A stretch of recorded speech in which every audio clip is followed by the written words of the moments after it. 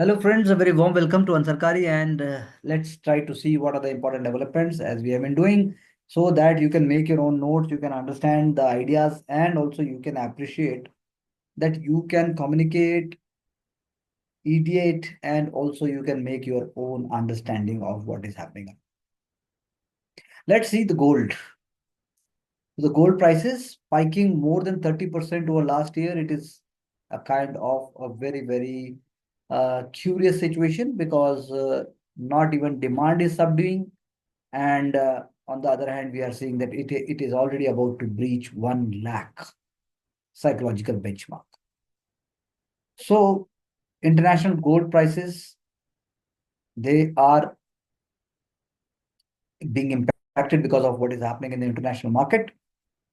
US dollar, Donald Trump raising traffic, and also what we can say, number of central banks, they are having their own strategies.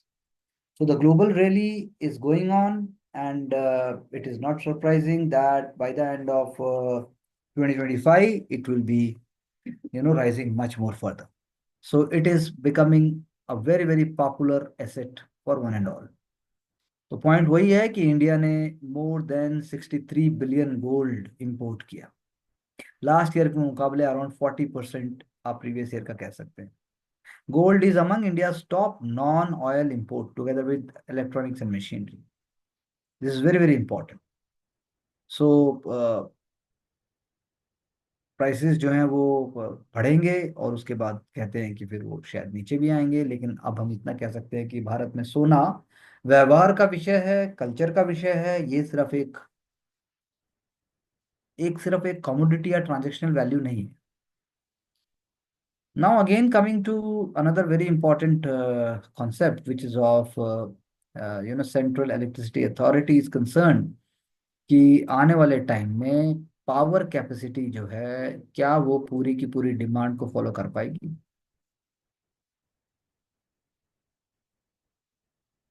Renewable energy capacities add हुई हैं, no doubt. हमने जो है world का largest synchronise grid भी तैयार करने की बात की है, बट द फोकस हमारा पहले ही होना चाहिए था रिन्यूएबल एनर्जी स्टोरेज क्रिएशन पे.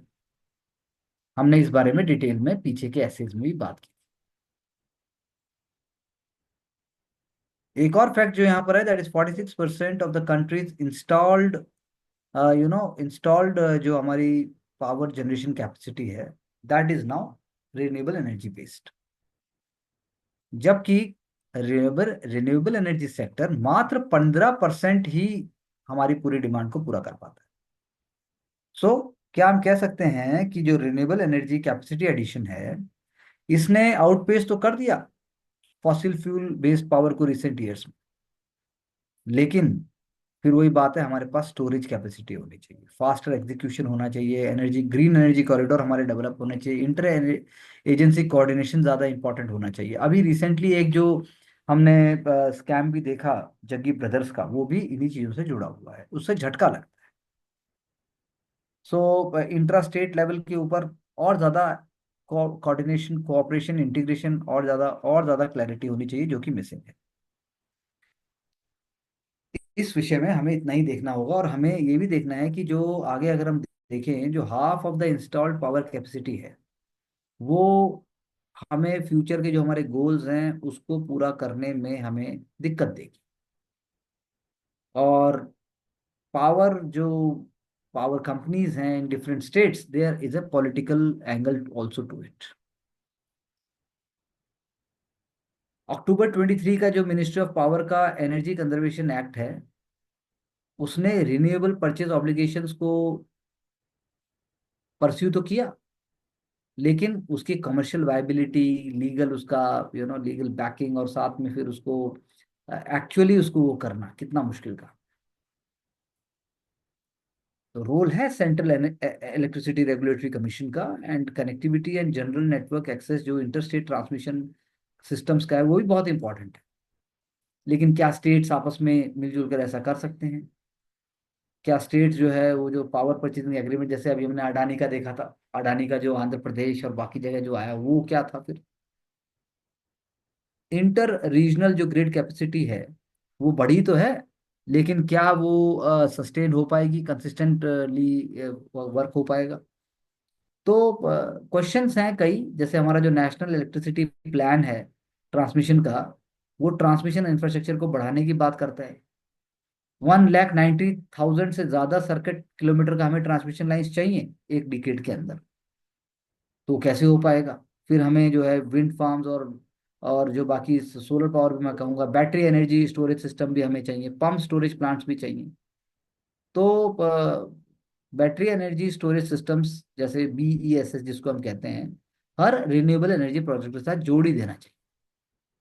और अगर वो साथ में डेवलप हो गया, रेगुलेटरी और कमर्शियल फ्रीडम भी साथ में उसकी हो गई, तो हम कह सकते हैं कि वो स्टेबलाइज भी करेगा लोकल ग्रिड को, और उससे जो है लॉन्ग टर्म में हमें फायदा भी होगा। फैक्ट्स आप एक दो नोट कर सकते हैं, जैसे मैंने अभी बताया कि गवर्नमेंट का टारगेट है 50 गीगावाट, 500 गीगावाट का रिन्यूएबल एनर्जी कैपेसिटी बाई 2030। तो जो जो 500 गीगावाट का रिन्यूएबल एनर्जी कैपेसिटी बाई 2030 है, इसका मतलब है कि हमें 50 गीगावाट एनुअली तो करना ही पड़ेगा। रन रेट ऑफ 50 गीगावाट पर is needed, 30 gigawatt annual addition से काम नहीं चलने वाला। तो चीजें हैं, आप बस उसको पूरा बड़ी पिक्चर को समझिए, रेगुलेटरी फ्रेमवर्क को समझिए, एनर्जी स्टोरेज सिस्टम को समझिए, स्टेट्स की अपनी रिक्वायरमेंट को समझिए, तो आपको ज्यादा समझ में आएगा। अब हम आते हैं एक और जो बहुत ही रनिंग थीम है कि जनधन डिपॉजिट अगर दो 2.6 लाख करोड़, 2.63 लाख करोड़ पहुंच गए, डायरेक्ट बेनिफिट ट्रांसफर का फायदा हुआ है, कमर्शलाइजेशन को छुटकारा मिला, करप्शन नहीं हो सकता है और डायरेक्ट बेनिफिशियरी को मिल रहा है, फेक और जो बाकी अनवांटेड अकाउंट्स हैं उनको हटाने में मदद मिली है, वीडिंग आउट हुआ है, रियल टाइम ट्रांसफर हुआ है, लाइफ में फर्क आया है, असॉर्टेड सब्सिडीज और बेनिफिशियरीज जो है उनकी लाइफ को ऊपर उठाने में डिग्निटी के साथ हमें मदद मिली। और सबसे इंपॉर्टेंट बात यह है कि 368 मिलियन से ज्यादा अकाउंट जो है वो सेमी अर्बन और रूरल एरियाज में है। और RuPay debit cards 380 million beneficiaries को दिया गया। तो कितनी बड़ी बात है प्रधानमंत्री जनधन योजना। यानी कि आपने फाइनेंशियल लिटरेट बनाया, आपने फाइनेंशियल साइकिल को स्टार्ट कराया, अब जरूरत है कि उसको मुद्रा लोन तक पहुंचाएं या उसको हम स्किल तक पहुंचाएं, तो हमें बात बनेगी। राइजिंग पॉलिटिकल टेंशंस, अब countries are shoring up digital defences. अब क्या है डिजिटल डिफेंसेस? यानी कि आपको साइबर अटैक हो सकता है। US is already calling for a muscular approach to protect its digital frontier. People business सब कुछ कनेक्टेड है, डिवाइसेस कनेक्टेड हैं। अभी हमने बात की ग्रिड की, वो भी कनेक्टेड है सब जगह। बिना आईटी के कुछ नहीं हो रहा है, हम भी आईटी के थ्रू ही आपसे बात कर रहे हैं। Each network A connection is potential target for foreign government और फॉर द हैकिंग ग्रुप। तो इससे पूरा टर्मोइल हो सकता है, आम आदमी की जिंदगी में नुकसान हो सकता है। यूएस नहीं, आप सोचिए इंडिया ने उसके लिए चार ऐसी कौन सी चीजें की हैं जो उसके डिजिटल डिफेंस के लिए बहुत इंपॉर्टेंट है। श्रीनिवासन वैद्यनाथन जी का कहना है कि भाई हमें देखना होगा कि ग्लोबल फैक्टर्स है, इन्फ्लेशन ट्रेजेक्टरी है, परचेजिंग पावर ऑफ पीपल पे क्या इम्पैक्ट होता है, और ये सारी चीजें मिलाकर आखिर लिक्विडिटी पे क्या इम्पैक्ट डालती है। उन्होंने कहा है अगर करंट अकाउंट और सेविंग अकाउंट रेशियो इंप्रूव होती है रेपो रेट के कम होने के बाद भी, तब बात बनेगी, तब हम बता पाएंगे कि भाई वाकई बेनिफिट हुआ। Otherwise generally when interest rates in the economy declines, bank tend to witness an increase in their current account and saving account ratio, because in lower interest rate environment the attractiveness of the term deposits and other high yielding fixed income instruments वो कम हो जाती है। Consequently जो जो consumers हैं, they may be willing to keep their larger portion of their funds in more liquid accounts like current accounts and saving accounts despite lower interest earned on the saving accounts and the absence of interest on current accounts. तो ये एक बात है, तो उसके हिसाब से हम देखते हैं, क्योंकि पिछले एक साल से तो फिक्स्ड अकाउंट के रेट बढ़े हुए थे, बैंक ने विटनेस किया है ग्रेजुअल डिक्लाइन, और अब लो कॉस्ट फंड किसको नहीं चाहिए, और CASA plays a crucial role in protecting net interest margin of banks. तो इसीलिए लिक्विडिटी अगर सरप्लस रहेगी और फ्लो अच्छा होगा एंड कासा का रेशियो जैसे इन्होंने कहा, तब हम कह सकते हैं कि yes it is making an impact. रे, री, रे, रीडिंग स्किल्ड ग्रेजुएट्स, तो ये एग्जांपल है यहाँ पर कि कैसे एनआईआईटी नीट का यहाँ पे पहले, बहुत पहले तो बहुत ही फेमस होता था और NIIT लिमिटेड एक ज़माने में पूरा एकदम आपके लिए कंप्यूटर कोर्सेज कराता था, अब टाइम बदल गया है। उनको भी जेन जी के हिसाब से और चीज़ों के हिसाब से अपने आप को करना पड़ेगा। इसीलिए कैम्ब्रिज अगर कहता है कि India India can provide teachers for the world, that means उनके एम्पैथी, उनके अंडरस्टैंडिंग, उनका कल्चरल, उनका जो वर्नाकुलर अंडरस्टैंडिंग है, उनका जो स्मॉल स्मॉल सिटी से लेकर बड़े में रहने का जो उनका एक वर्क कल्चर का एस्पेक्ट है, that what we can say कि वो मदद कर सकता है। Manufacturing sector should be manufacturing, engineering and technology, we have discuss this previously also. Green washing की हमने पहले भी बात की थी, और प्रीलिम्स में इस क्वेश्चन के आने की भी बहुत चांसेस होते हैं, पहले भी आया है। तो स्ट्रिक्टर रेगुलेशंस नहीं होंगे, स्ट्रेट फॉरवर्ड गाइडलाइंस अगर नहीं होंगी, पेनल्टीज नहीं होंगी, ऑडिटिंग रिस्पॉन्सिबिलिटीज नहीं होंगी, कंपनीज जो हैं वो ऐसे ही फ्रॉड पास करती रहेंगी कि हमने इतना पेड़ लगाए, हमने ये ग्रीन किया, हमने इस तरह के हमने मैकेनिज्म को यूज किया, और हमने अपनी सारी जिम्मेदारियों को पूरा किया। तो ग्रीन वॉशिंग कंपनीज की नज़रों में एक माइनर मिसडेमिनर है, लेकिन वो एक फ्रॉड है, वो एक deliberate miss reporting of data है, जो कि इंडिया में एक फैशन बन चुका है। और सप्लायर्स क्या करते हैं? They will be omitting environmental impact from balance sheets. Energy companies, for instance, frequently fail to account for suppliers' coal emissions. They are under reporting their carbon footprint. Real estate developers rarely include emission associated with the cement and steel production, जबकि वो significant portion है। और selective reporting भी करेंगे। तो ये कुछ चीज़ें हैं जो इंडिया में ग्रोथ के साथ दिखाई दे रही हैं, लेकिन इनको हमें रोकना होगा। कंपनीज को इंगेज करना होगा एक्सटर्नल एश्योरेंस प्रैक्टिसेस के अंदर, और फाइनेंशियली कंपनसेट भी करना चाहिए, उनके सर्टिफिकेट्स भी प्रॉपर होने चाहिए, और the central consumer protection authority की गाइडलाइंस को फॉलो करना चाहिए। और आप कह सकते हैं कि भाई कंपनीज को जो even the institute chartered accountants of India है, उनको उन्होंने जो स्टार्ट किया है standard on sustainability assurance engagements 3000, उसको ढंग से फॉलो करना चाहिए। सेबी का रोल होता हो सकता है इसमें, और सीईओज और सीएफओज को करना चाहिए। तो it's a very you know आप कह सकते हैं कि बहुत ही पॉजिटिव डायरेक्शन में यतीश राजावत जी ने लिखा। एंड हमें देखना पड़ेगा कि इंडिया में कौन सी कंपनीज उसको फॉलो करती हैं और कौन सी कर सकती हैं। Madhya Pradesh chief minister Mohan Yadav release 6-year old cheetahs, Prabhas and Pawak into Gandhi Sagar Wildlife Sanctuary. The two South African cheetahs, they were relocated from Kuno Park. हमने ऑलरेडी इसकी बात भी की थी, और हमने डिटेल में चर्चा की थी, यहाँ आप देख सकते हैं। Now, why not Trump cannot fire Federal Chief Chair Powell, the US President Donald Trump and Federal Reserve Chief Jerome Powell. सो ये एक एग्जाम्पल यहाँ पे दिया हुआ है, 1935 की रूलिंग के बेसिस के ऊपर है। और आप कह सकते हैं कि फेडरेशन जो फेडरल बैंक है, जो यूएस फेडरल बैंक की एक यूनिक पोजीशन है। और इवन सुप्रीम कोर्ट भी अगर ग्रीन लाइट दे देता है, तब भी it will be not without consequences, because granting the president that power would effectively eviscerate the central bank independence. वो उसको पॉलिटिकली सबसर्वेंट बना देगा, उसको पॉलिटिकली डिपेंडेंट बना देगा, और सब कुछ जो है प्रेसिडेंट की विल के ऊपर होने लग जाएगा। तो इससे क्या होगा कि सारा सारा जो ट्रांसपेरेंसी है, जो जो एक स्ट्रेंथ है, जो इंटीग्रिटी है फाइनेंशियल सिस्टम में, वो सबके धज्जियां उड़ जाएंगी। इन्वेस्टमेंट जो है वो हिल जाएगा। इन्वेस्टर्स जो हैं वो मॉनेटरी पॉलिसी मॉनेटरी पॉलिसी को ऐसे नहीं देखेंगे कि वो फेड की जो है जजमेंट को दिखा रहा है, बल्कि उसके अंदर बाकी सारी चीजें आ जाएंगी। तो इसलिए ऐसा होना लाजमी नहीं है कि प्रेसिडेंट के हाथ में ही सब कुछ आएगा। एग्रीकल्चर प्रोडक्शन रिकवरी कॉस्ट अबो नॉर्मल मानसून, इससे फूड प्राइसेस और थोड़े कूल होने चाहिए। ग्लोबल क्रूड प्राइसेस में भी स्टेबिलिटी आई है, ईज हुआ है, and it will B boosting consumption. तो इन्होंने एक तरीके से मेंस के पर्सपेक्टिव से अगर मैं कहूँ, तो एक पूरा का पूरा एक प्रॉपर यहाँ पर हमें एक पूरा आईना देखने को मिलता है। और हमने पहले भी चर्चा की है, अगर एग्रीकल्चर प्रोडक्शन हमें प्रीलिम्स के एग्जाम से देखना होगा कि राइस की कितनी है, कौन सा सबसे बड़ा स्टेट है, राइस हो गया, पल्सेस हो गया, और इवन मिलेट्स के केस में भी आपको देखना होगा, ये सारे फैक्ट्स पीटी के लिए बहुत इंपॉर्टेंट है।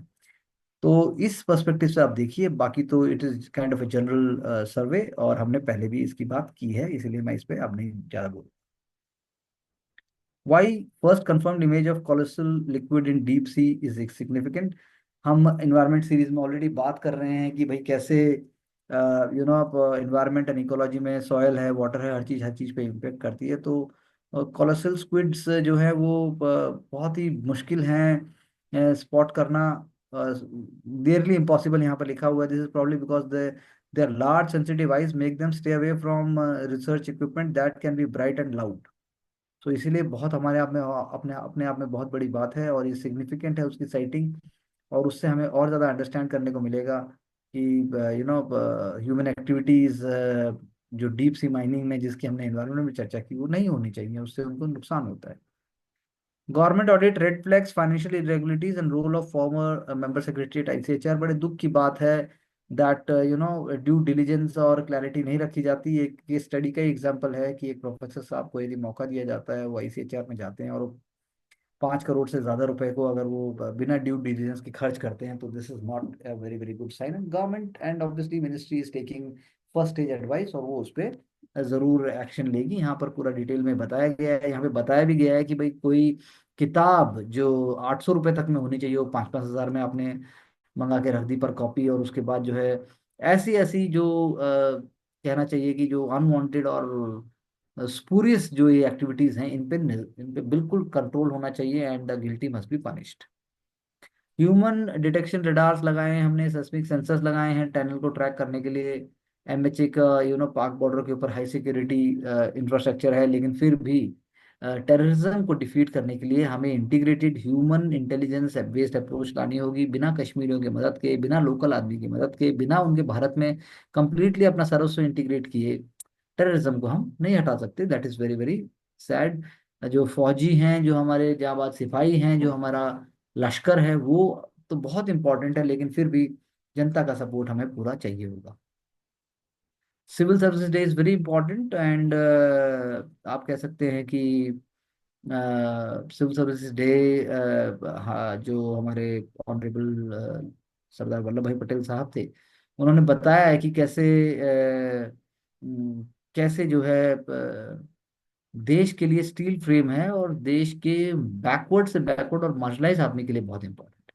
सो that is I think very important thing to understand, और वही हमारा पैशन और हमारा फोकस होना चाहिए।